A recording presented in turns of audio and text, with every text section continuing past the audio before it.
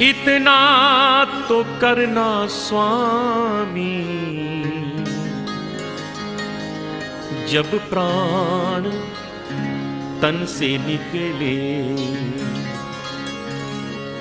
इतना तो करना स्वामी,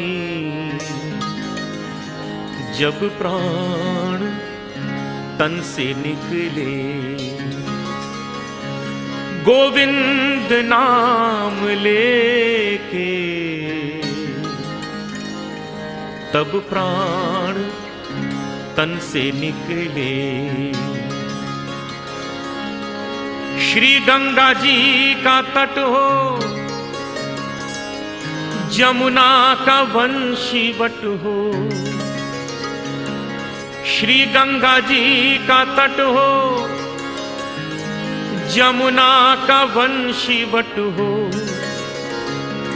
मेरा सांवरा निकट हो, जब प्राण तन से निकले। पीतांबरी कसी हो, छवि मन में ये बसी हो। पीतांबरी कसी हो, छवि मन में ये बसी हो। होठों पे कुछ हंसी हो, जब प्राण तन से निकले। जब कंठ प्राण आए, कोई रोग ना सताए। जब कंठ प्राण आए, कोई रोग ना सताए। यम दरस ना दिखाए, जब प्राण तन से निकले। गाड़ी के सामने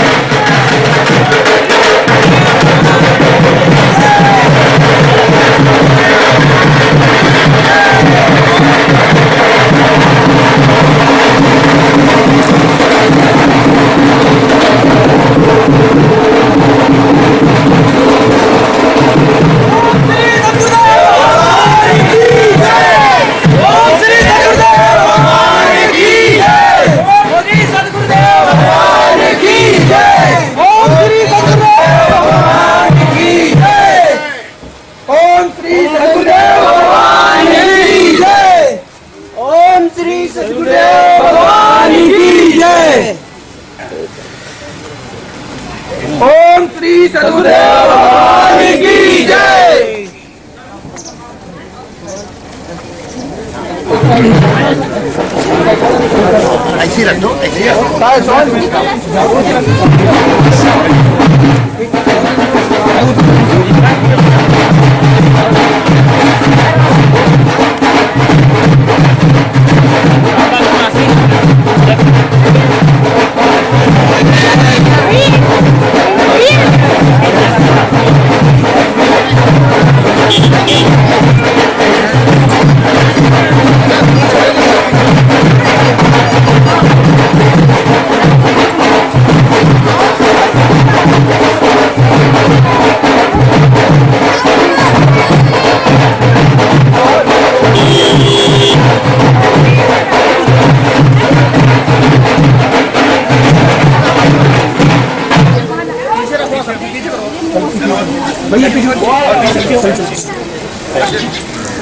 ओम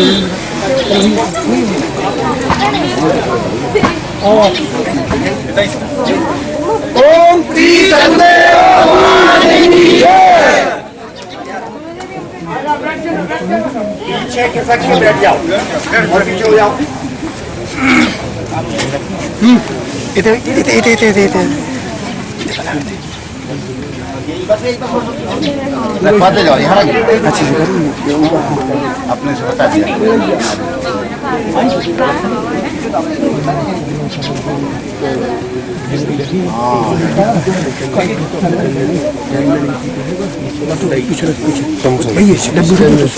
डब्बू चंदन वाली श्री नारायण भाई आ जाओ।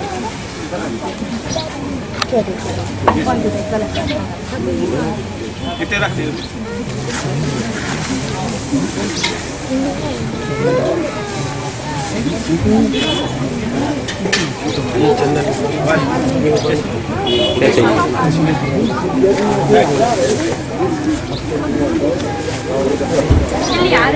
न खड़े रहता हो तो बंद बैठ जाओ। बैठ जाएंगे श्री नारायण। अरे अभी और लोगों को खड़ा रहने दो उनको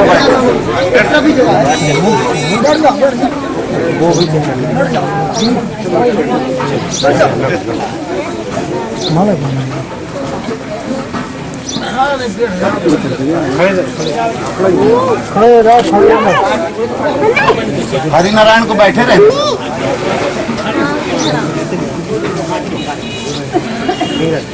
ओम श्री सदगुरुदेव भगवान की जय।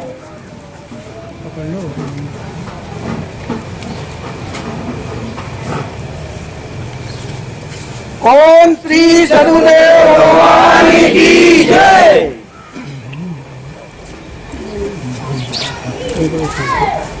ओम श्री सदगुरुदेव भगवान की जय।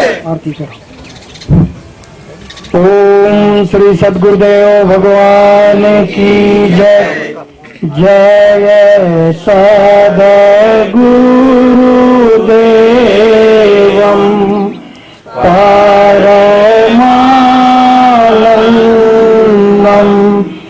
अमर शरीरं अविकारी निर्गुण निर्मूलं धैर्यशूलं पाटनशूलं भवभारी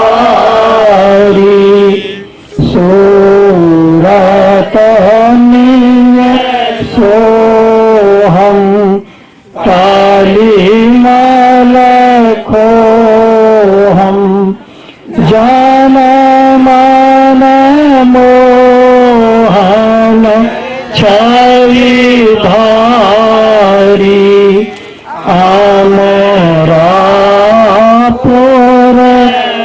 अमरापुरवासी सब सुख राशि सदा एक रस निर्विकारी अनुभव गंभीरा नाती के धीरा अलख फकीरा अवतारी योगिया द्रष्टा त्रिकाल द्रष्टा केवल पद आनंदकारी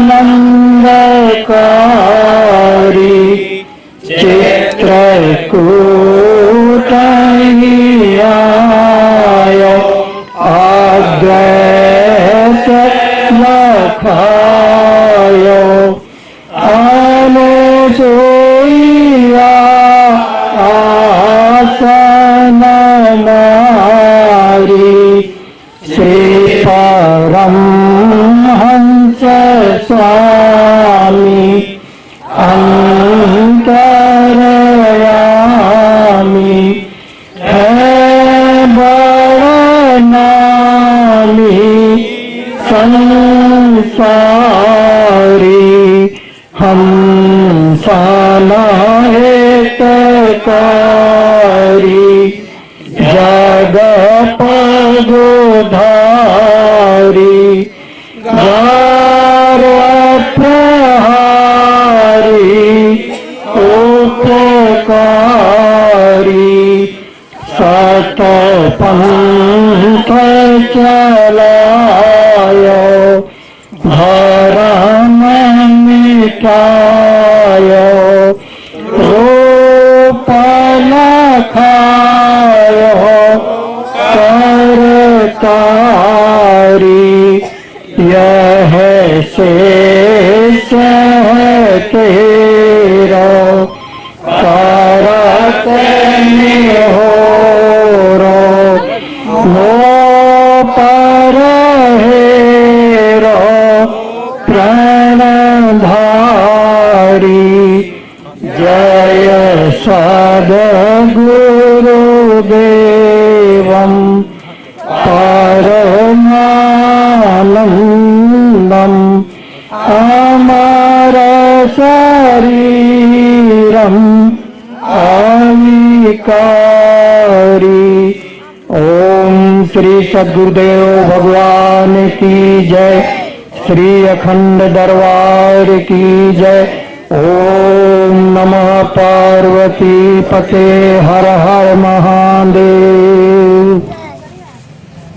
ओम श्री सद्गुरुदेव भगवान की जय।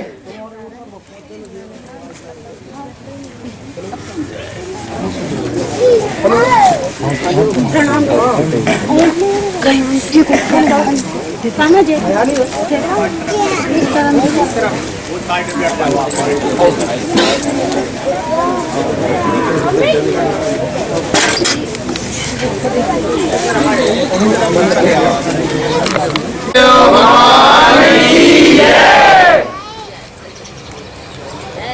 जय करते करते अपने विकारों पर विजय पाई जा सकती है।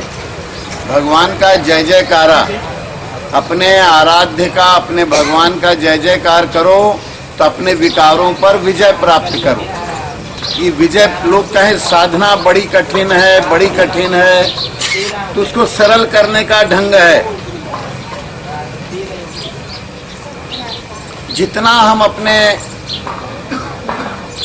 आराध्य की, उपास्य का अपने हृदय में जय जयकार करते रहते हैं। एक तो बाहर जयकारा है, ये स्थूल हुआ, अब अकेले में कैसे जयकारा करोगे। चौथी भगति मम गुण गण करहि कपट तज गान। तो अपने हृदय से अपने भगवान का निरंतर जो है स्मरण करते रहो, यही जयकारा करना है। इससे क्या लाभ होगा अपने मनोविकारों के ऊपर। नहीं तो लोग कहते हैं हम बहुत परेशान हैं, हम बहुत दुखी हैं। अरे तो भगवान सुख स्वरूप हैं, सुख स्वरूप का स्मरण करो, यही जयकारा करना है। जितना स्मरण करोगे उस ज्ञान को जो है अपने अंदर बैठाओगे कि सब कुछ सपना है। यहाँ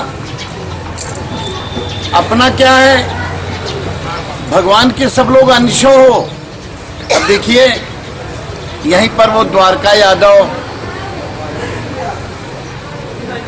आश्रम से जुड़े थे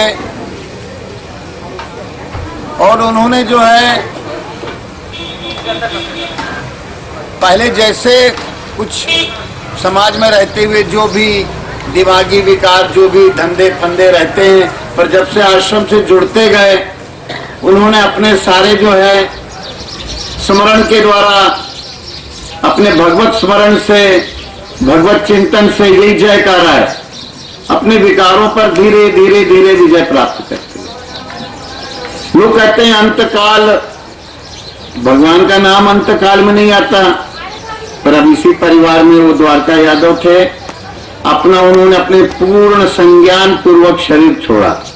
पहले उन्होंने भोजन पानी सब छोड़ दिया और केवल जो है अपने आराध्य का, अपनी गुरु सत्ता का स्मरण करते करते करते करते, अब वो तो 12 साल पहले ही शायद उनके घर से पहले 12 साल पहले शायद वो शांत हो गई थी।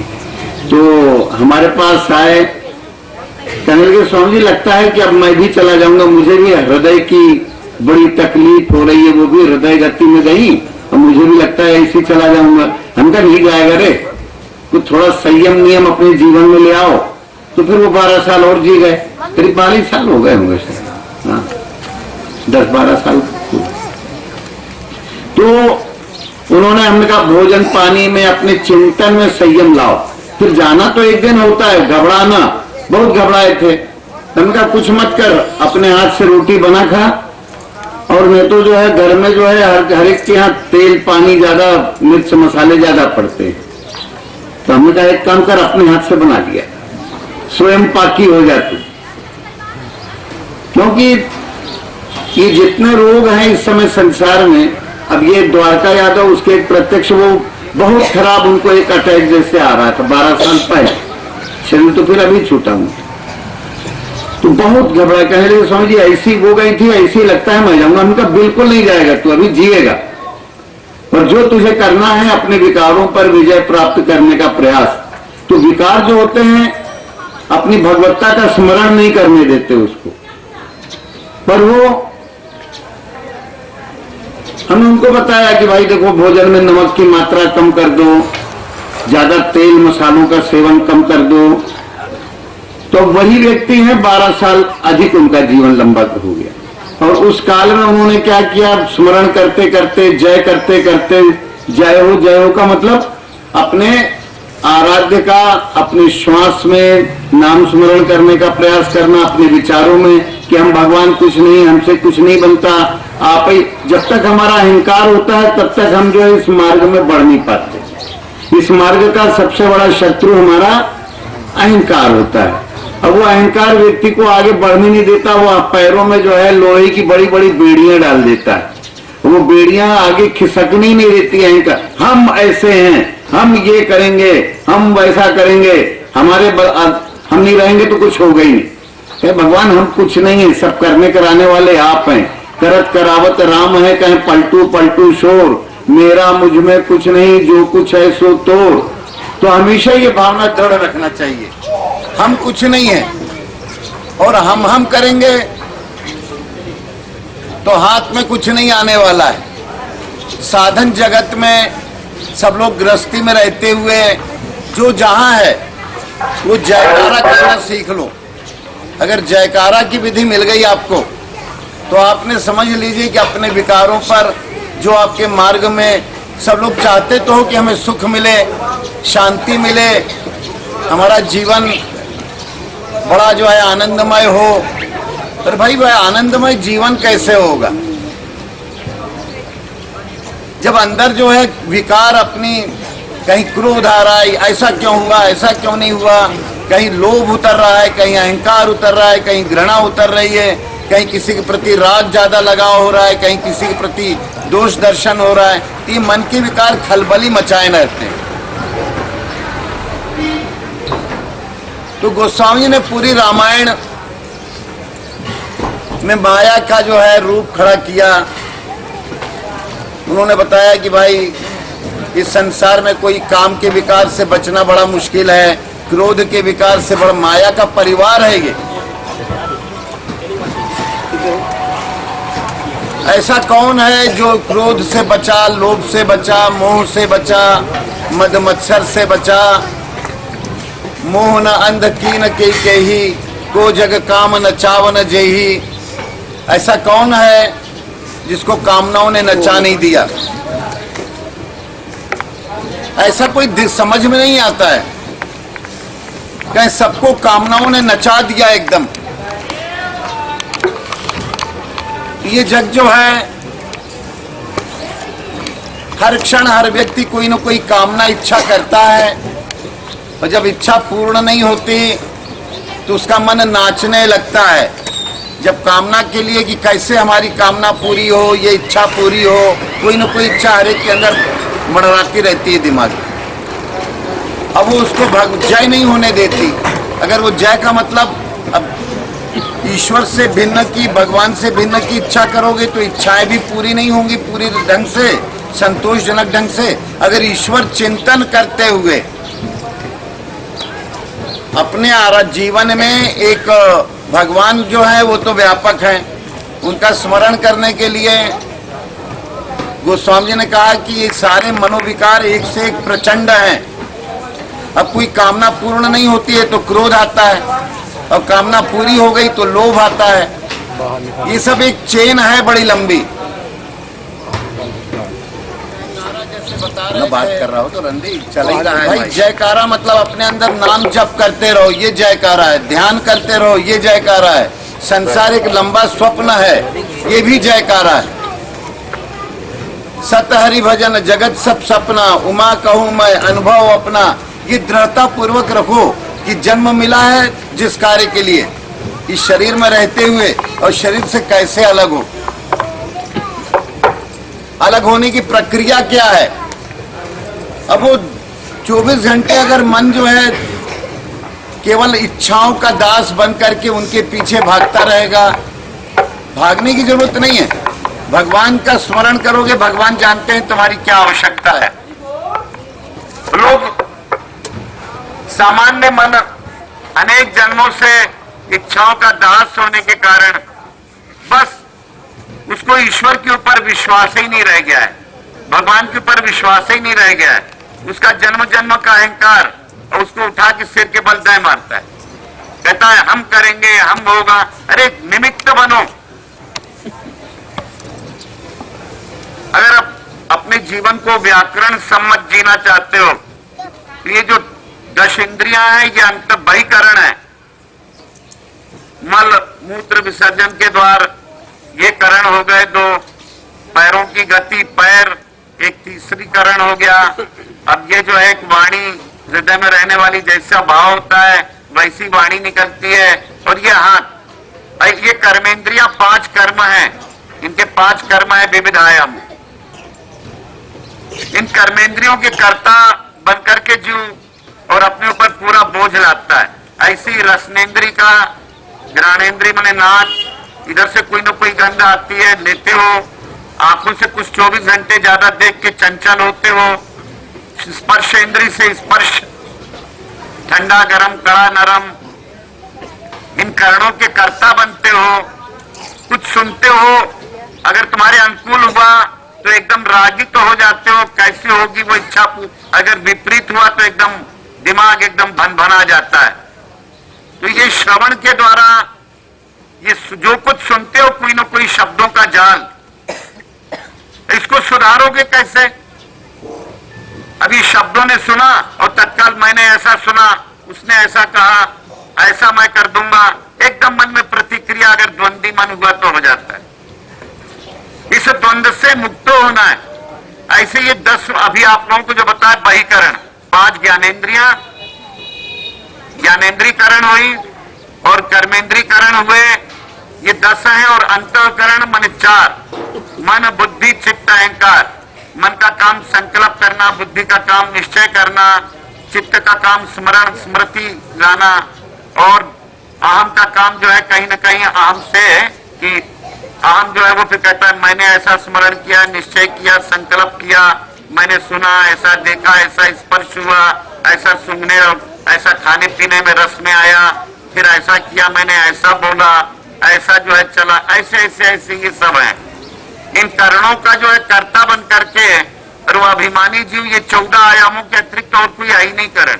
अंतःकरण 4 और 10 बाह्यकरण, इन करणों का कर्ता बन के जीव और बस जीव दशा में भटक जाता है।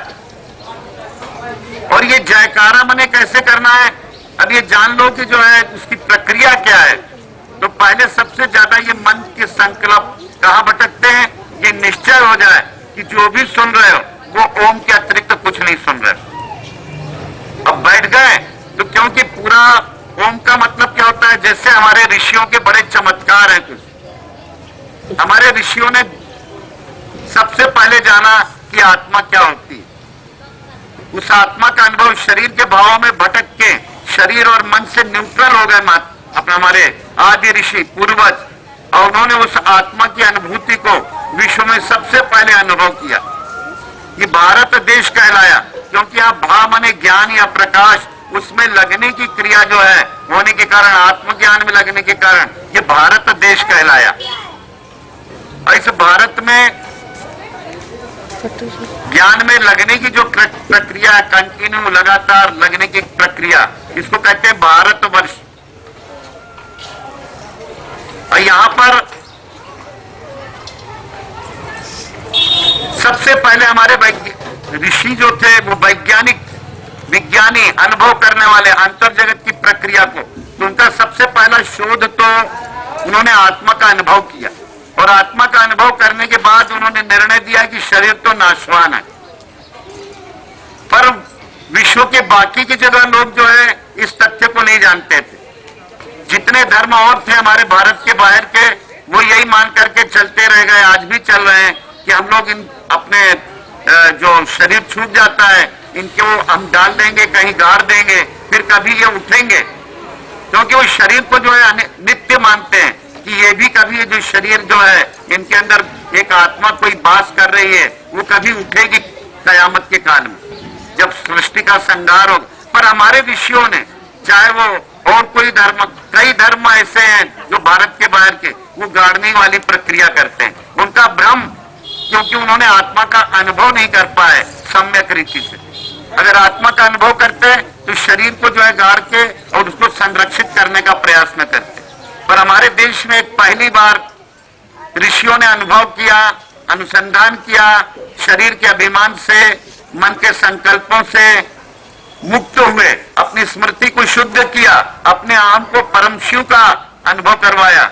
और वो गुरु ज्ञान की परंपरा ने आत्मानुभूति करके और आत्मा का जो स्वरूप बोध कराया, जिसके कारण लोग, हमारा जीवन जो है जीवन मुक्ति में, जीवन मुक्ति का जीवन जीने की कला केवल भारतीय वर्ष में, कि जीवन में रहते हुए और जीवन की सारी गतिविधियों से मुक्त होना, उसके और विदेह मुक्त, माने देह में रहते हुए देह भावना से, देह के अहंकार से मुक्त। यही जो है परम वैभवशाली हमारे देश का आध्यात्मिक प्रकाश था। उस प्रकाश को पाने की फिर विधि क्या है, तो उसी के बारे में बता रहे थे कि जैसे आज पूरा विज्ञान, मोटर गाड़ी, भवन निर्माण, अंतरिक्ष विज्ञान, भूगोल विज्ञान, इंजीनियरिंग, डॉक्टरी, ये सब कुछ आज क्यों चल रही है पता है आप लोगों को? हमारे देश में जो शून्य का शोध हुआ, तो शून्य से गणनाएं हुई, तो कैसे मेजरमेंट, नैनोलॉजी से कैसे ऑपरेट कर दिया जाए, ऑपरेशन करके कम से कम खर्च में अधिक से अधिक सही विधा से वो गांठ निकाल दो, कहीं कोई रक्त प्रवाह में अवरोध आ रहा है, ब्लॉकेज आ गए, आर्टरी में कैसे उसको निकाला जाए, एक नैनोलॉजी बड़ी सूक्ष्म। ये सब गणनाओं का प्रभाव है। अगर कहीं शून्य का आविष्कार हमारे देश में न हुआ होता, तो आज जो विज्ञान का आविष्कार है, विज्ञान का चमत्कार है, ये जो माइक बोल रहे हैं, ये सब केवल शून्य की गणना, शून्य के कारण। न शून्य का शोध होता, न आज भारत जो है उस जगह पहुंचता जो आज विज्ञान का आविष्कार दिख रहा है। पर इससे बड़ा आविष्कार, ये तो एक भौतिक जगत का बताया आपको, और ये शून्य भी बड़ा महत्वपूर्ण था, क्योंकि हमारे ऋषियों ने शोध करके पाया कि जो कुछ भी भौतिक दृष्टि से भौतिक आडंबर देख रहे हो, ये सब इसकी अंतिम गति क्या है? शून्य ही है।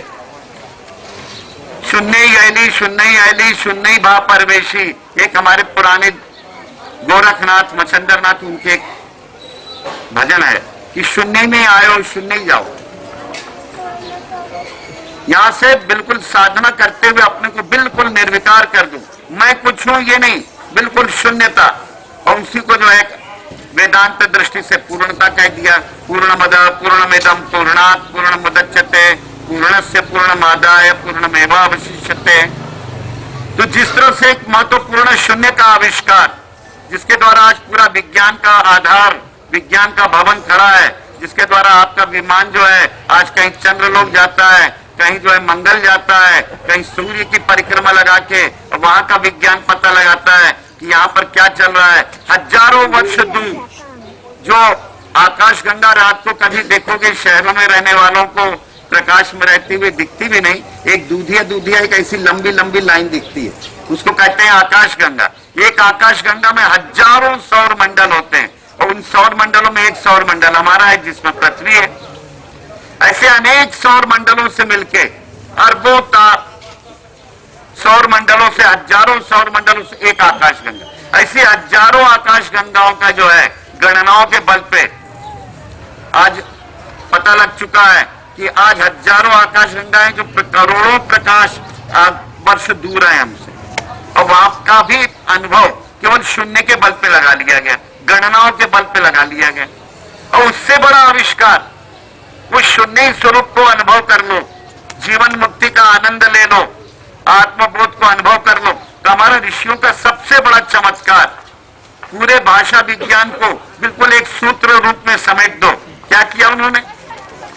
ओम इति एकाक्षरम ब्रह्मा व्यवहारन माम अनुस्मर।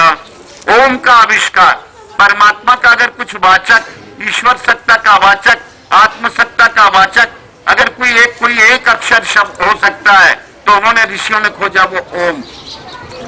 तरह तरह के लोगों ने शब्द खोजे उस परमात्मा का वाचक हो सके, उस परमात्मा को उस नाम के द्वारा संबोधित कर सके। तो हमारे परम ऋषियों का एक बड़ा बारीक चमत्कार उन्होंने शोध किया, वो है ओम। कहोगे भाई ओम में क्या चमत्कार है? जैसे और शब्द ऐसा, किसी का भी कोई मुंह खुलता है, जब किसी की चोंच खुलेगी तो पहले क्या निकलेगा? आ। मुंह खुला, ओ के द्वारा कंठव्य है, ओठों का विस्फार हुआ, और उसके बाद जब वो बंद होंगे तब आ। जब मोठ ओम बने, पूरा भाषा विज्ञान का क्या हो गया? संहार हो गया, पूरी भाषा विज्ञान की पूर्ति हो गई। वाणी के द्वारा सबसे पहला क्या है? स्वर खुलता है आ, अब पूर्ति क्या होती है? ओठ बंद होते हैं ओ। तो अ जब ओठ बंद होंगे तो उसके पहले ऊ अपने आप आ जाता है, तालव्य। और फिर ये ओम जो है हमारे ऋषियों ने, मैंने पूरे दुनिया का कहीं भी कोई भाषा शास्त्र हो, मुंह खुलने और बंद होने के बीच में निकलता है। और ओम जो एक ऐसी दिव्य अनुभूति है कि साधक को यह अनुभव करना चाहिए, कोई भी साधना करना चाहता हो, जिसके लिए बताया जीवन मुक्ति का लाभ लेना है, तो मन में, बुद्धि में दृढ़ निश्चय करो, मन में संकल्प बनाओ, स्मृति में अच्छा स्मृतव्य कर लो कि अभी तक हमने जो भी सुना वो ओम ही सुना। नहीं तो फालतू बक में लग जाओगे, हमने ये सुना, हमने वो सुना, उसने ये कहा, उसने वो कहा, ये नहीं। ये समझो कि पूरे ब्रह्मांड से, जैसे आपसे बता रहे थे कि गणना करके वैज्ञानिकों ने सौर मंडल के इस सूर्य में, जो पृथ्वी वाला जिसमें हम लोग रहते हैं, सौर मंडल के सूर्य के पास एक उन्होंने उपग्रह भेजा। और शायद आप लोगों को पता भी हो, सुना भी हो, तो जब वो उपग्रह गया है, अभी भी अध्ययन कर रहा है, लंबे समय करना है, तो वहां पर हीलियम के बवंडर चलते रहते हैं और उन बवंडरों में आवाज, ध्वनि आती रहती है,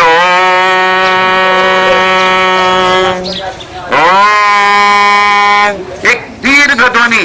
ओम के अतिरिक्त उन्होंने बहुत समय से शोध करते करते युवा कि ओम के अतिरिक्त तो कोई ध्वनि वहां है ही।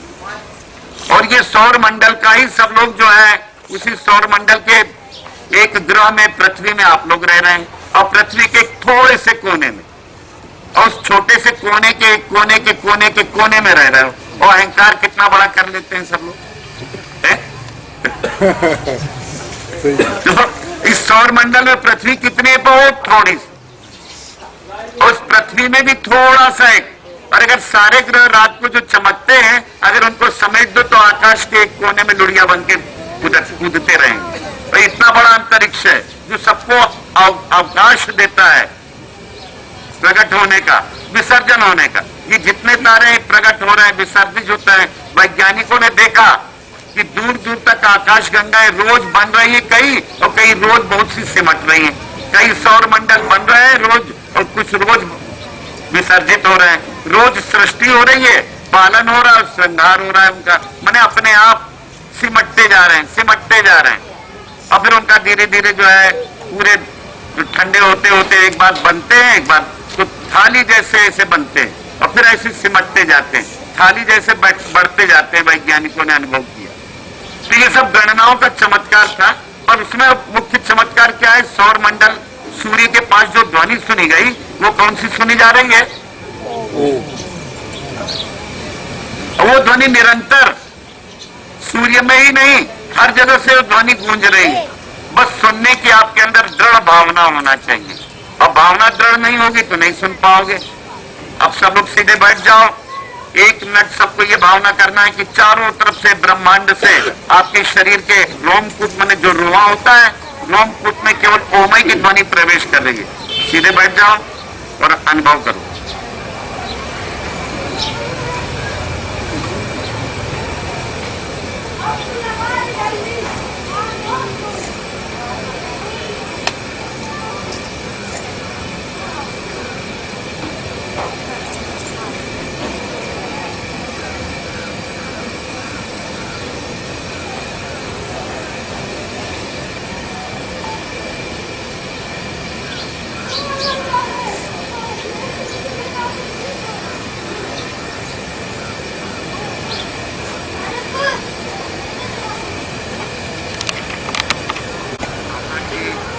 ऐसा अनुभव बहुतों को हो रहा है कि जैसे शरीर नाम की चीज ही नहीं, केवल ओम प्रकाशमय जो गोलक है उनका बना हुआ पुंज है सबका शरीर। शरीर गायब, ब्रह्मांड गायब। भावना दृढ़ करो तो शरीर में कोई रोग रह ही नहीं जाएगा। जितनी दृढ़ तुम्हारे अंदर भावना होगी, जो तुम्हारे सौर मंडल का जीवन दाता, जब उसमें ओम की ध्वनि आ रही है तो इस बाकी के उसके जो बने हुए पिंड हैं उनमें क्यों नहीं आएगी? तो पृथ्वी में भी निरंतर ओम की ध्वनि उठ रही है। जब पृथ्वी में उठ रही है तो इस शरीर के इसमें एक छोटा से एक पिंड, तुम्हारा भी शरीर है, पृथ्वी का एक छोटा सा नमूना है, तो इसके अंदर भी ओम की ध्वनि गूंज रही है। तो इस तरह भावना करके कि जब सूर्य में गूंज रही है तो तुम्हारे जो आकाश गंगा में भी वही गूंज रही है, सूर्य में गूंज रही है, और सूर्य के एक छोटा सा एक पृथ्वी भी एक ग्रह है जो परिक्रमा लगा रहा है, उसमें भी जो उसके बाप में होगी वही लड़के में होगी, और जो पृथ्वी में होगी वही तुम्हारे पिंड में होगी, शरीर रूपी पिंड में। ये जब दृढ़ भावना तुम्हारे अंदर हो जाती है तो तुम उस ओम की ध्वनि को सुनने की योग्यता धारण कर लेते हो। तुम्हारे अंदर दृढ़ निश्चय हो कि ये ओम के अतिरिक्त विश्व में कोई ध्वनि नहीं उठ रही है, और इस ओम की ध्वनि को जब सुनते हो तो तुम्हारा शरीर पूरा प्रकाशमय हो जाता है। प्रकाशमय का मतलब जो इसका अभिमान, आसक्ति थी, अज्ञान था, वो सब अपने आप तिरोभाव को प्राप्त होता है, अंतर ध्यान हो जाता है। आपका मेरुदंड बिल्कुल निर्मल होने लगता है। मेरुदंड मैंने बड़ेरा मेरुदंड पीठ में जो है ये नीचे से बिल्कुल ऊपर तक है, और मेरुदंड जब आपका ओम की ध्वनि सुनते सुनते सुनते सुनते ये भी बिल्कुल हल्का हो जाता है। तो शरीर के जितने भी रोग हैं, इस ओम की ध्वनि को निरंतर दृढ़ भावना के द्वारा सुनने का प्रयास करो। तो जितनी भावना करते हो तुम्हारे अंदर जो है वास्तविक जीवन शक्ति का संचार होता है, अपनी उस दिव्य अनुभूति के प्रति जागृत होते हो। जितना भी समय इस दिव्य अनुभूति के प्रति समर्पित होते हो, तुम्हारा जीवन दिव्य, भव्य, शुद्ध और शांत, अपने उस दिव्य जीवन के प्रति, जो दिव्य जीवन हर एक को जो है मिला हुआ है, पर इसका भान नहीं कर पाते हो। जय तो पाना चाहते हो, तो ये जय कह रहा है कि जब परमात्मा का वो जो जय और विजय दो जो है द्वारपाल है, और जय जो है परमात्मा का स्मरण, परमात्मा की ध्वनि को सुनना, परमात्मा की धुन को सुनना, इस जय को करने से तुम्हारे अंदर जो है ये जो तुम्हारे शरीर का अभिमान, मन जो भी था विकार, जो जिसके ऊपर विजय पाना था, चुटकियों में विजय प्राप्त कर लेते हो। जय आते ही विजय कितनी जल्दी तुम्हारे पास आ गई तुम खुद नहीं जान पाते हो। तुम्हारा अस्तित्व उस परम में जो है परम का अनुभव करने लगता है। कि इतनी सरल साधना, और इस साधना को छोड़ के अब गुरु वचनों में सुनते हो तो दृढ़ता पाते हो। तो अभी जो है अभी रामायण का कुछ पंक्तियां दी गई थी, यही विधि भले ही सो रोग नसाई, ये भव रोगों का परिवार है, ये नष्ट होने में नहीं आता। वैसे कोई कितना भी जो है तीर्थाटन कर ले, उपवास कर ले, ग्रंथों को इधर से उधर पलट डाले, कितना भी ग्रंथों की उल्टा पलटी करो, पर गुरु का जो सार शब्द है उसकी अनुभूति तुम्हारे जीवन में अगर नहीं डलती है तो तुम्हारा जो है जय, जब जय नहीं होगी तो विजय कहां से पाओगे। विजय पाने के लिए कहते हैं अरे मन के ऊपर विजय कोई नहीं प्राप्त कर सकता, मन तो बड़ा चालू चंचल है। आप लोग देख ही रहे हैं, आपका मन बड़ा शांत है, भाग रहे हैं, शांत है। तो इतना सरल, इस सरल साधना को लोगों ने जटिल बना दिया। यही विधि भले ही सो रोग न साही, नाही तो कोटि जतन नहीं जाही। अब कैसे करोड़ों उपाय कर लो, गोस्वामी जी ललकार के कहते हैं इस विधि से भले चला जाए। अब क्या विधि है, कहीं सदगुरु वैद्य हो जाए और तुम्हारा मन रोगी हो। सब लोग अपने को रोगी मानते हो कि हमारा मन चंचल है, भागता है, कभी ये कभी टेंशन बनता है, बड़ा दुखी होता है। कुछ नहीं, बड़ी सरल सी औषधि, इतनी सरल औषधि को छोड़ के और अगर कोई भटके कि सदगुरु वैद्य और उनके वचनों पर विश्वास, सदगुरु वैद्य और वचन विश्वासा और संयम, यह जिनके ऊपर विजय प्राप्त करना था विकारों के ऊपर, संयम यह न विकारों की आशा, विकारों की आशा नहीं रहे, उधर की इच्छा ही अपने आप विलीन हो जाती है तुम्हारे अंदर। मन उस शांति सागर में हिलोरे लेने लगता है। कोई क्या बोल रहा है, ये महत्व की बात नहीं है। तुम्हारी चेतना जो है उसको ओम के रूप में सुने, क्योंकि वाणी का विलास जो है वो मुंह खुलने और बंद होने के बीच में ओम के रूप में है ना जी। ओ मुंह खुला और मुंह बंद हो गया, इतना ही तो पूरा वाणी का विज्ञान है। उस वाणी विज्ञान को ओम के रूप में अच्छी तरह से अनुभव कर लो कि जो कुछ भी सुनने में आया और जो कुछ भी बोलने में आएगा, जो कुछ भी पहले सुना था, किसी से गांठ मत बांधो। फलाने ने हमें ऐसा कह दिया, ठिकाने ने हमें ऐसा कह दिया, हमारे अंदर आग लग गई। अरे उसने ओम ही कहा था, ओम के अतिरिक्त ओम का जप नहीं किया जाता, ओम को सुना जाता है। श्रवणम केवल सुनने की है। जब बाहर से कीर्तन करने के लिए तो यही हरे राम, ओम नमः शिवाय, ओम नमः शिवाय, सीताराम सीताराम, ओम जय शिव शंकर भाव, कुछ भी जो भी जहाँ की क्षेत्रीय परंपरा हो उस कीर्तन कर सकते हो, पर ओम को बाहर से कीर्तन नहीं किया जाता है। ओम का केवल श्रवण किया जाता है। श्रवणम, ओम का कहीं भी किसी भी तरह से जाप नहीं किया जाता कि ओम ओम ओम ओम। तब महात्माओं ने निषेध किया है, क्योंकि ओम की ध्वनि महात्माओं ने अनुभव के द्वारा, आज विज्ञानी बता रहे हैं, महात्माओं ने बहुत पहले इस विज्ञान को अनुभव कर लिया था कि ओम के अतिरिक्त कोई ध्वनि उठ ही नहीं रही है कहीं से। उस ध्वनि को सुनने के लिए तुम्हारी चेतना अनुकूल बन जाए, तो गुरु के वचनों से अनुकूल बनती है। तुम्हारी तीव्र जो है इन विकारों से मुक्त होने की इच्छा हो। और अगर कहें हाँ हमें तो विकारों में पड़ा रहना है, तो फिर क्या होगा। तो सदगुरु कहे वैद्य हैं, इसके मनोविकारों से मुक्त कराने के लिए वो अमृत विद्या देते हैं, वो अमृत नाम देते हैं। ये ऋषियों का बड़ा चमत्कार जो ओम बताए आपको, और उसको जो है कहते हैं कि एक बार एक कोई मुमुक्ष साधक अपने शोधते कि कहाँ मिलेंगे कोई अच्छे महात्मा, खोजते अमृत स्वरूप किसी गुरु महाराज के पास पहुंच गया। उनके पास उन्होंने कहा कि जाओ बेटा, पहले गौवे चराने को दे देते थे, जाओ एक नंदी ले जाओ, एक गाय ले जाओ, जब ये 100 हो जाए तो आ जाना। गणित लगा लिए 12 साल तक ये जो है चराता रहेगा। जंगल बहुत थे, रहने वाले लोग कम थे और जनसंख्या का दबाव कम था। तो अब वो शिष्य जो है चला गया, चरा रहा है, चराते 100 गौवे हो गए। आया, अब गौ नाम हमारे यहाँ बड़ा जो है द्विअर्थी है।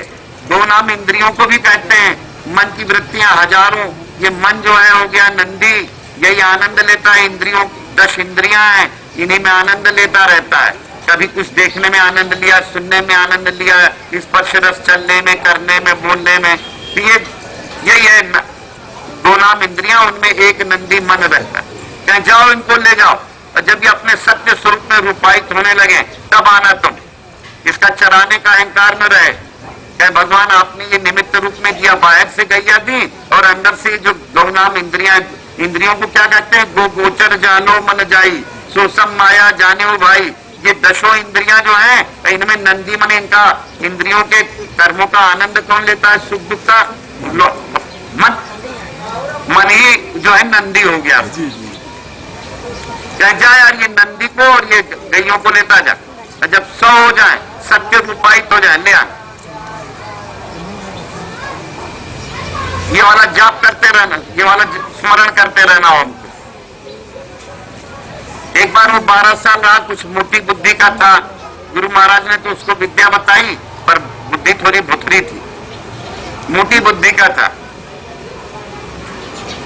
उसने 12 साल बाद आया, कहा महाराज जी आपने कहा था कि बड़ा गुप्त मंत्र देंगे, बताया तो उन्होंने पहले। कहने लगे कि देख इधर आ, कान में पर्दा वर्दा डाल, ऐसे चद्दर वद्दर डाला, यही है मूल मंत्र, इसी को सुनना। उसने कहा अच्छा, कहे ऐसा मंत्र दीजिए महाराज जिससे बड़ा कोई मंत्र न हो ब्रह्मांड में। कहे भाई ब्रह्मांड का बड़ा बीज मंत्र देंगे बेटा तुम, बताए समझाए। उसने देखा कि जहां भी कहीं गया तो हवन हो रहा है, ओम फलाना है नमः, ओम दिखाना है। अरे कहने लगे ये लोग भी ओम जानते हैं। फिर कहीं गया, वो कोई चलने लगा, कहने लगे वो कहे हम जा रहे हैं भगवान, कहे ओम ओम। फिर कहीं कोई कथा हो रही है भागवत की, वहां पर भी ओम से चालू है। कहे दुनिया ओम जान रही है और इन्होंने हमें कहा कि हम बड़ा गुप्त मंत्र देंगे। बड़ा चेला नाराज हुआ, कहने लगे थोड़ा और देखें। तो ओम जो है कोई मुंह से ऐसे नहीं है, वो तो गुप्त चीज है। जैसे बताया कि पूरा वाणी का विज्ञान मुंह खुलने और बंद होने के बीच में है। आखिर वो झल्ला करके 1.5 महीना बाद लौटा, कहे गुरु महाराज आपने हमारे साथ बड़ा धोखा किया। कहे क्या हुआ यार, कैसे धोखा किया तुम्हारे साथ? कहे आपने कहा था कि हम बड़ा गुप्त मंत्र देंगे, ये तो सब जानते हैं। हमने कहा था ब्रह्मांड का सबसे गुप्त से गुप्त मंत्र हो वही देना।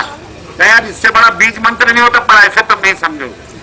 फिर महाराज कैसे एक पत्थर दिया उन्होंने, क्या जाओ इसका मूल्य जो है किसी को बेचना नहीं, इसका मूल्य तुम करवाओ पूरी जगह जाके। वो उस पत्थर को ले गया। पहले वो गया कहीं धनिया मिर्चा बेचने वाले के पास, क्या भैया ये पत्थर का मूल्य तो बताओ। धनिया मिर्चा वाले ने कहा यार कहाँ से आ गए सुबह सुबह लंका दी राज।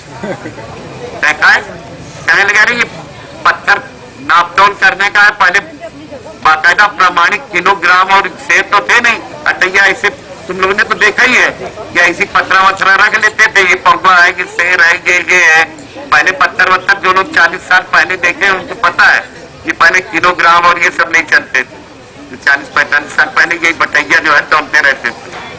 तो उनका अच्छा ऐसा करो महाराज कि आपको हम जो है थोड़ी मिर्चा, थोड़ी धनिया कहो, आलू भटा वटा दे देते हैं, जितने इसकी वजन का होगा ले जाओ, पत्थर दे जाओ हमें। कहने लगे यार देना नहीं है यार, वो कम है। कहने लगे आगे किसको महाराज, हमने हाथ जोड़े। आगे किसका? कोई बजाज क्या पहुंच गया। कहे क्यों बजाज जी? वो सुबह सुबह वो भी बजाज क्या पहुंचे, तो बजाज की खोपड़ी थोड़ी सनकी। कहे क्या भैया? कहने लगे पत्थर आप लेंगे, कुछ देंगे इसके बदले में। एक काम करो महाराज, सुबह आके हमारी बोहनी बिगाड़ते हो, जल्दी खिसक जाओ तो मेरा। और कहीं गया तो किसी ने कुछ मूल्य, किसी ने कहा अच्छा था ले लो भैया 1 रुपया ले लो, दे जाओ तुम महाराज, तुम खपड़ी के हो, कई दिन से घूम रहे हो, 1 रुपया दे देंगे। अब गुरु महाराज ने बताया तो बेचना नहीं, केवल इसकी कीमत लगा। फिर कहीं जो है वो सोनी अभी घूम रहा था ना, माइक वाइक सुधार रहा था, हाँ, तो इसके बाप के पास पहुंच गए। कहने लगे कि भाई सोनी जी थोड़ा देखना, तो इसके बाप बनारस वनारस घूम आए थे, हैं, काफी जो है कलाकारी जानते थे। वो देखे कहने लगे यार ये तो कुछ मामला जोरदार मालूम देता है। कहने लगे महाराज ये पत्थर तो ऐसा करो कि कहो तो हम इसका 10-5 हजार दे दे आपको। यार ये है तो लाखों का, अगर लग जाए लाख तो आनंद के बाप बोले कि आनंद ही आनंद हो जाएगा। ये तो महाराज ले लो 10-5 हजार ले लो। अच्छा तो महाराज देखेंगे। वो बोले मुमुक्ष थे, हाँ पति बोले भाई देखेंगे। फिर किसी उसने, वो तो सुनार था, वो और किसी एक जौहरी के पास गया, तो जौहरी ने देखा चाहे ये बताइए आपको ये मिला कहां से पत्थर? इस पत्थर की कीमत मैं देवरी जैसी जगह में तो पता ही नहीं लगा सकता हूं।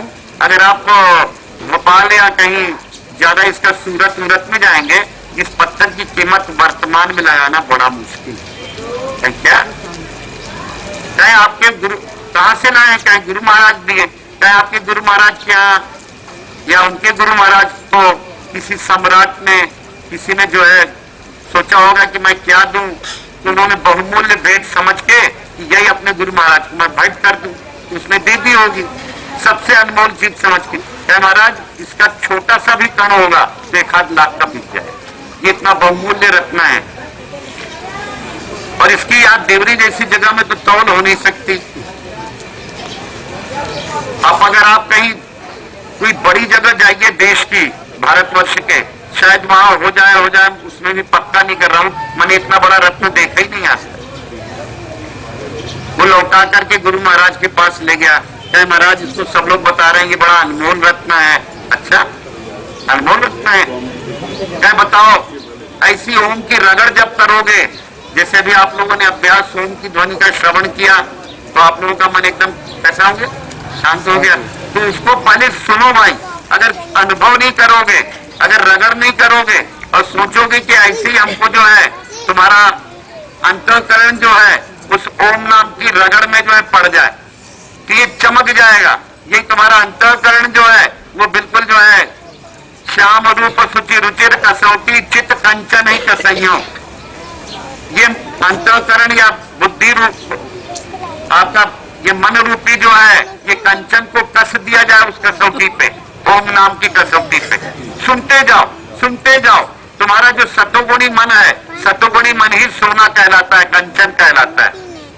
क्योंकि जब सतोगुण होगा तब ना किसी महापुरुष महात्मा के पास जाओगे कि महाराज जी हमारा कैसे उद्धार हो। रजोगुण होगा तो कहोगे कि क्या महाराज जी हमारा फलाना काम बिगड़ा है, बन जाएगा कि नहीं बनेगा। और ज्यादा तमोगुणी हुए, महाराज जी कहा आप ढोंग धतूर फैलाए हो, काय के लाने महात्मा हो गए हो, कहा फायदा है। इस संसार में बड़ा दुख है, क्लेश है, कष्ट है, ये कैसे दूर होगा। अरे कहीं फलाना ढोंगी बाबा बने बैठे हैं, तमोगुणी हुआ तो ये भी कह देगा, रजोगुणी हुआ तो कहे महाराज अगर आपके पास कुछ विद्या हो तो हमारी ये इच्छा पूरी कर दो तो हम जाने कि तुम महात्मा हो। नहीं तो काय के महात्मा हो। अब इच्छा महात्मा बोले यार हम इच्छा मार के बैठे हैं कि इच्छा बढ़ाने के लिए, ना ना ना हम ना मानो। और सत्वगुणी हुआ तो कहे महाराज अपनी कुछ विद्या मिल जाए, आपकी हमारा भी मन शांत हो जाए। तो ये ऐसे सत्वगुणी रजोगुणी तमोगुणी तीनों गुणों से आधारित इस संसार में प्रक्रिया चलती। कि सत्वगुणी मन जो अपने शांति के लिए आनंद के लिए उत्साहित है, तो ऐसी आपके द्वारका यादव थे, उन्होंने ओम का निरंतर चिंतन किया और चिंतन करते करते और उन्होंने जो है अपने आहार विहार में भी शुद्धि की थी। तो उन्होंने जो शरीर छोड़ा, आप लोगों ने जो जानते हैं कि उन्होंने धीरे धीरे अपने भोजन पानी को छोड़ते, जैसे उनको विधि कहीं शरीर तो कहने लगे स्वामी जी अंदर से काम लायक है नहीं, तो अपने संज्ञान में बोध पूर्वक और शरीर को उन्होंने बात करते करते करते करते शरीर निर्बल हो गया था, पर अंदर का जो अंतःकरण था वो बड़ा सबल हो गया। अंतःकरण अपने आत्मा गुरु ज्ञान में, गुरु ध्यान में बड़ा प्रबल था। और उन्होंने जो है सबसे अच्छी तरह से बातचीत करते हुए कहने लगे भाई अब तो हम चलेंगे। और अपने पूर्ण संज्ञान में उन्होंने शरीर, ये नहीं कि जो अगर जय न किए होते तो विजय न पाते, दुनियादारी का कचरा क्या फलाने ने खराब किया, यार मर तो रहे पर फलानो अच्छो नहीं है, तो या कुछ न कुछ उल्टी सीधी बातें मन में आती। यार तुम लोग भी ढंग से रहो, सबको जो है अपना एक शुद्ध जो भी उनकी जान। तो अब आप लोगों के बीच ही में इसी घर में वो आपके द्वारका यादव जो है उन्होंने अपने जो है पूर्ण संज्ञान में बोलते बताते अपने शरीर को वो जयकारा करते हुए, कि किसका जयकारा, अपने गुरु ज्ञान का जयकारा, कि सब कुछ सपना है, यहाँ भगवान का भजन आत्मचिंतन ही अपना है। उसको ओम की ध्वनि के द्वारा, शारीरिक कष्ट बहुत था, उस कष्ट को उन्होंने भजन के द्वारा चिंतन के द्वारा स्मरण करते करते, जैसे आपको बताया भी कि ओम की ध्वनि सुनेंगे आप तो आपका अंतःकरण सारे विकारों से रोगों से मुक्त हो जाएगा। अगर किसी को कहीं भी शरीर में रोग हो तो एक बार फिर से जो है 1-1.5 मिनट बैठना। तो जिस जगह शरीर में कोई रोग हो उस जगह जो है ओम की ध्वनि जैसे आपने पूरे ब्रह्मांड से आ रही है, तो पहले पूरे शरीर में अनुभव करना कि ब्रह्मांड की ध्वनि हर शरीर में जितने रोगा होते हैं ये क्या कहलाते हैं, रोमकूप। हर रोमकूप में ब्रह्मांड की ध्वनि आ रही है। बड़ा सरल साधन है, इससे सरल क्या चाहोगे? जपना नहीं है, सुनना है। और जहां पर भी शरीर में कोई दिक्कत हो उस जगह ज्यादा ध्वनि सुनने लगो तो देखो वहां का दर्द, पीड़ा, रोग अपने आप क्षीण होने लगेगा। सब लोग एक बार फिर से बैठो और बैठ के सीधे हो जाओ और ओम की ध्वनि को सुनना है।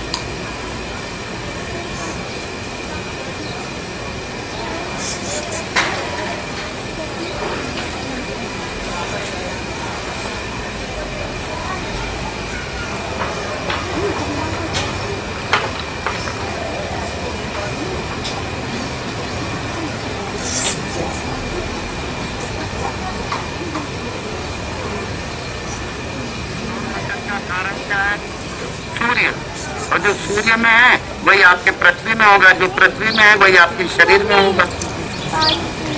जब सूर्य में ओम की ध्वनि है तो वही उसके सौर मंडल के हर ग्रह में होगी और वही पृथ्वी में होगी। पृथ्वी में होगी तो इस आपका जो शरीर रूपी पिंड है उनमें भी वही ध्वनि। केवल सुनने की क्षमता अर्जित करना है और वो गुरु अपने सदगुरु तत्व से, गुरु तत्व से वो ऊर्जा लेकर के कि भगवान वो ध्वनि, तो ओम की ध्वनि एक मंत्र मिल गया। तो जैसे उस साधक ने फिर ओम की ध्वनि को जैसे आप लोगों ने सुनने का प्रयास किया और अपने आप मन, शरीर और कहीं शरीर में कोई रोग हो अपने आप शांत होने लगे। सुनने की तीव्रता होना चाहिए। जैसे रोग का लोग भजन करते हैं, हमें फलाना रोग हो गया, ढिकाना रोग, अरे केवल सुनो। सुनने मात्र से पूरे रोग चले जाएंगे। आहार विहार का संयम होने लगेगा। जब पूरा शरीर ओम की ध्वनि सुनते हुए प्रकाशमान होने लगे तो रीढ़ की हड्डी की तरफ खिंच जाएगा। जब रीढ़ की हड्डी की तरफ आने लगे तो मूलाधार में ओम की ध्वनि श्रवण करो तो स्वादिष्ठान में खिंच जाएगी। स्वादिष्ठान में ध्वनि सुनो वो मणिपुर माने नाभि के पीछे आ जाएगा अपने आप कुछ देर में, जो उसका कोर्स होगा। फिर मणिपुर नाभि में ओम की ध्वनि सुनते जाओ तो सुनते सुनते वो अनाहत माने हृदय के पीछे आ जाएगा। जब अनाहत में चेतना आ जाए तो उधर सुनो, सुनते सुनते कंठ देश में आ जाएगी चेतना। कंठ देश में सुनोगे तो जीभ के पीछे आ जाएगी, जीभ के पीछे सुनोगे तो नाक के नीचे आ जाएगी पीछे। तो नाक के पास अगर ओम की ध्वनि सुनोगे तो दोनों भावों के बीच आ जाएगी। दोनों भावों के बीच से वो चेतना दोनों आंखों में, दोनों कनपटियों में, दोनों कान के पर्दों से होती होती और बिल्कुल ब्रह्मरंध्र के नीचे वो बुद्धि, इसकी अहम की जगह होती है। अहम के नीचे जो है स्मृति की जगह होती है, स्मृति के नीचे बुद्धि की, बुद्धि के नीचे मन की। ऐसी ये 4 उंगलियां, 4 जो है आपके अंतःकरण के 4 उसको इसके नीचे। तो आपकी चेतना जैसे जैसे ओम की ध्वनि सुनते हो तो मन में आएगी, मन से जो है बुद्धि में, फिर वो ओम की ध्वनि सुनते सुनते स्मृति में छा जाएगी, स्मृति से अहम में आएगी, अहम से जो है वो ब्रह्मरंध्र पटके आप पूर्ण जो है विश्वाकार, पूर्णमद पूर्णमिदं पूर्णात् पूर्णमुदच्यते। तो साधना में रोज आपको सरल है, साधन कठिन नहीं है। साधन कठिन न मन कर टेका। अभी आप सब लोग इसका अनुभव कर रहे हैं, प्रसाद पा रहे हैं और इसको निरंतर हो। तो इसके द्वारा जितने राक्षस, असुर, दैत्य, जितने भी दैत्य कौन चलाते हैं, जो आपको द्वैत भाव में फंसा है, इसके द्वारा आपका चित्त अपने आप क्या होता है, ब्रह्माकार होने लगता है, व्यापकता को प्राप्त होता है। तो जैसे ब्रह्मांड व्यापक है तो इस ब्रह्मांड का बोध सूक्ष्म रूप में आपके पिंड में उतर आता है। और आप जिस ऋषियों ने जिस ज्ञान को जो है वेदों के द्वारा, वेद माने परमात्मा को कैसे विदित किया जाए, तो वेदों का सार ओम, और उसी ओम को जो है हमारे सारे शास्त्रों ने, चाहे वो भागवत हो तो भागवत में आएगा कि जब कुछ भी कोई वेद नहीं था 12वें स्कंद में, तो केवल ओम ही वेद था। ओम के अतिरिक्त तो कोई वेद नहीं था। पूरा बहुत बारी हमारा सुनते भी रहोगे तो सार उसका केवल ओम, और ओम के अतिरिक्त तो कोई ध्वनि थी नहीं सतयुग में। सतयुग में जब शुद्ध सतोगुण था, और सतोगुण और त्रेता की संधि में फिर ये वेदों का श्रवण चालू हुआ, उसकी और विशद व्याख्या हुई। पर मूल व्याख्या बीज रूप में समझ लो तो सब कुछ तुम्हें वेद समझ में आ गए, पुराण उपनिषद सब कुछ समझ में आ गया। फिर उसी का फिर से एक संक्षेपिका समरी रूप में वेदों का, उपनिषदों का, पुराणों का जब सार जो है गीता के रूप में आया, तो भगवान कृष्ण ने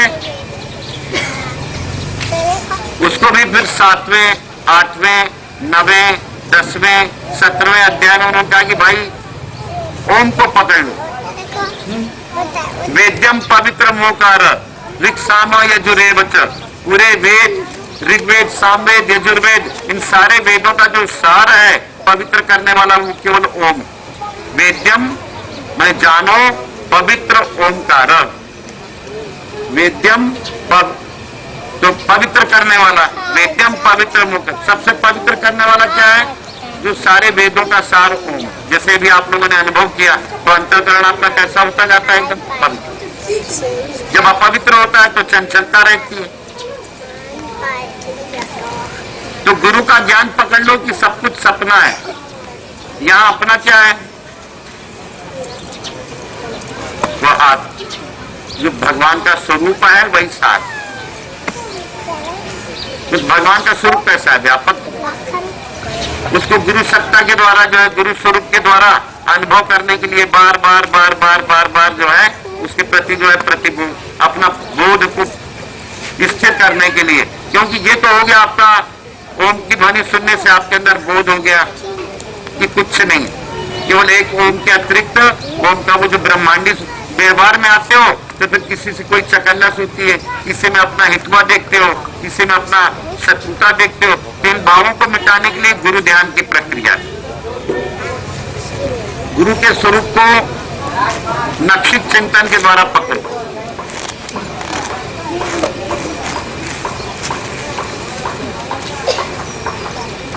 ये गुरु ज्ञान समझ में आ गया और गुरु का शब्द समझ में आ गया। गुरु शब्द में सार शब्द आ गया ना समझ में, हजारों लाखों करोड़ों वेद पुराणों इतिहासों शास्त्रों का सार। तो इस सार शब्दों को पकड़ लो तो तुम्हारा मन एकदम फिर अब व्यवहारिकता में जो है, अभी गुरु का शब्द, गुरु का ज्ञान पकड़ लिया कि सब कुछ सपना है। सपना मतलब जब स्वप्न देखते हो तो सपने में तुम्हें किसी ने जो है दुनिया भर का डेरा तुम्हें दिख गया, या किसी ने तुम्हें बड़ा सम्मान दे दिया, या दुनिया भर का डेरा स्वप्न में पा गए, पर जागने पर कहते हो अरे रिजेक्ट कर देते हो, कहीं सपने ही तो है।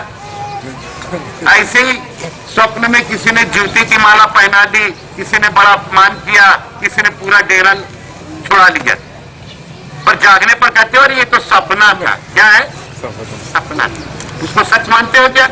ऐसे ही ये सच जो व्यवहार जगत है ये भी पूरा सपना, कोई कुछ भी बकता रहे, उन बातों को कह दो ये सपना बीत गया, डिलीट करो उस व्यवहार को। अपनी आनंद रूपता को जो है बंदी मत बनने दो। तुम्हारा आनंद किसी का रिमोट कंट्रोल ना हो जाए। किसी ने कहा और खुश हो गए एकदम, हाँ कोई आया कुछ कह दिया तत्काल तुम्हारा मुंह गिर गया। अरे कोई ये भी कह दे कि तुम बस अब थोड़ी देर में जो है संहार होने वाला है सृष्टि का, तो घबराओ मत। अरे नहीं, जो होना हो होने दो। भगवान अगर आपकी यही इच्छा है तो इसमें हमारी भी इच्छा है। अगर भगवान संहारी होना है तो संघ उसी इच्छा में हम भी अपनी इच्छा मिला दें। जो आपकी इच्छा है वही हमारी इच्छा है। तो तुम अपने उस ज्ञान के बल से उस स्वप्न को काट दो। मानी जो कुछ भी ये चल रहा है ये भी सपना है। इस स्वप्न में कोई प्रशंसा कर दे तो कुप्पा ना हो जाओ, और कोई हवा निकाल दे तो खुद से ना हो जाओ। ये व्यवहारिक विज्ञान है इस व्यवहारिक विज्ञान को निष्पादन करने के लिए कि भगवान है गुरुदेव, आप ही सबके अंदर समाहित हो, आप ही का ज्ञान सबके अंदर है और आपका ज्ञान जो है मुक्त कराने वाला है, किसी बंधन और बंदेज में डालने वाला नहीं। तो जब तुम्हें ये वाला ज्ञान मिल गया तो तुम राग द्वेष से ग्रस्त नहीं होगे किसी के व्यवहार से। मंत्र मिल गया कि नहीं? हाँ, नहीं तो किसी ने हवा भरी तो फूल गए और नहीं तो खुश हो गए। तो हम आज सोचते हैं कि सबके प्रति मंगल कामना करते हैं कि आप लोग इस ज्ञान के द्वारा न खुश होंगे न कुप्पा हो जाएंगे, अपने समत्व में रहेंगे, अपनी बुद्धि को भटकने नहीं देंगे और उसके लिए जो है ज्ञान पकड़ लो कि सब सपना है। इसमें भगवान का सार शब्द ग्रहण करना अपना है और उस ग्रहण करने की विधि भी बता दी आपको। और व्यवहारिक रूप में अपने गुरु ध्यान के द्वारा सारे नाना रूपों से कि भगवान ही सब जगह से, भगवान आप ही सब में विराजे हो, क्योंकि तमाम लोगों की सूरत शक्लें तुम्हारे चित्त पे चढ़ेंगी। तो अपने गुरु का ध्यान कर क्यों किया जाता है? क्योंकि उसके द्वारा इससे काट एक ही रूप सबके अंदर है, ऐसा तुम्हारे अंदर बुद्धि में दृढ़ता आ जाए। तो आज जो है उसकी बहन शुभांशु की, उसका जो है ये समाज में जो एक प्रक्रिया है, एक वधू होती है, एक लड़का होता है, किसी की लड़का, कभी लड़की इधर होती है, कभी लड़का, कोई न कोई होता है। तो अपनी लगन रूपी लड़की को उस परमात्मा रूपी जो है वर के प्रति, जो वरेण्य तत्व के प्रति अर्पण किया जाता है। ये एक हमारी समाज की मान्यता है, एक परंपरा है।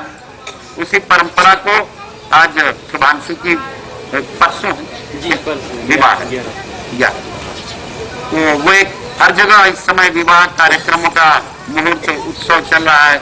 इसको एक वैदिक रीति से यही है उसका अर्थ कि जो 7 फेरे होते हैं तो उन 4 फेरों में कौन आगे चलता है? अरे नारायण याद है कि भुला गए?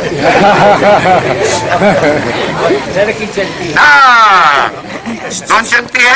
लड़की। फिर 3 फेरे जो है फिर लड़का वहन करता है। तो 4 फेरों में कौन चलता है? लड़की। देखो हरिनारायण को याद हुआ है, कब हुई थी हरिनारायण तुम्हारी शादी? 60 साल हो गए रिटायरमेंट की, समझ गया कि नहीं? और किसी से पूछते तो तुम लोग ना बता पाते हैं। हाँ, और देखो हरिनारायण जो है याद है, हाँ याद है उनको। अब वो बुद्धिजीवी व्यक्ति हैं।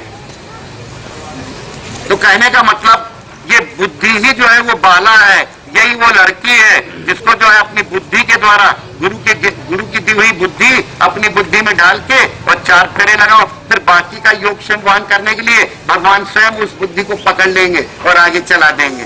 तो वर मतलब जो श्रेष्ठ वर है। तो इसी समाज की रीति में जो वैदिक साहित्य की छाया में हमारे यहाँ ये सब कार्यक्रम होते हैं, चाहे विवाह हो, चाहे कोई भी और कोई कार्यक्रम हो, सबको चाहे दुकान खोलना हो, चाहे दुकान बंद करना हो, तो ये जन्म हो, चाहे जन्म का अंतिम समय हो, जन्म के बाद के संस्कार होते, इस सब में वैदिक छाया में वो सब कार्यक्रम किए जाते हैं। तो वैदिक छाया यही है कि पहले बुद्धि 4 फेरे में आगे बने, बुद्धि का बोध जो है गुरु के द्वारा दिया हुआ ज्ञान वो आगे चलेगा, फिर गुरु महाराज का जो व्यापक रूप है आत्मा स्वरूप में वो उसको खुद ही खींच ले जाएगा। बाकी की 3 भूमिकाएं उनकी कि वरेण्य तत्व है, कहते हैं ना, ओम भूर्भुवः स्वः तत्सवितुर्वरेण्यम, वरण करना है, वरेण्यम भर्गो देवस्य धीमहि, इसको जो स्वयंभू परमात्मा है उसका हम ध्यान करना चाहते हैं। इसके लिए भगवान हमारी धियो यो न प्रचोदयात्, हमारी बुद्धि को प्रचोदित करें, शुद्ध करें, प्रेरित करें। हे गुरुदेव, हम आपके वरेण्य परम व्यापक तेजोमय व्यापक स्वरूप को वर्ण कर सकें, जो जागृत भूर्भुवः स्वः, जागृत, स्वप्न और सुषुप्ति अवस्थाओं में रहता है। इन तीनों अवस्था में रहने वाला जो आपका व्यापक सूर्य स्वरूप है, परमहंस स्वरूप है, वो हमारे जीवन में उतर जाए और हम लोग कष्ट और अन्याय की प्रक्रियाओं से मुक्त होकर के उस परम आनंद में स्थित हो। इसी आशीर्वाद के साथ बोलो सद्गुरुदेव भगवान की जय, बोलो सद्गुरुदेव भगवान की जय। अरे तुम लोगों के माइक बंद लगते हैं रे, बेईमानी कर रही हो, विजय नहीं मिलेगी फिर। बोलो सद्गुरुदेव भगवान की जय।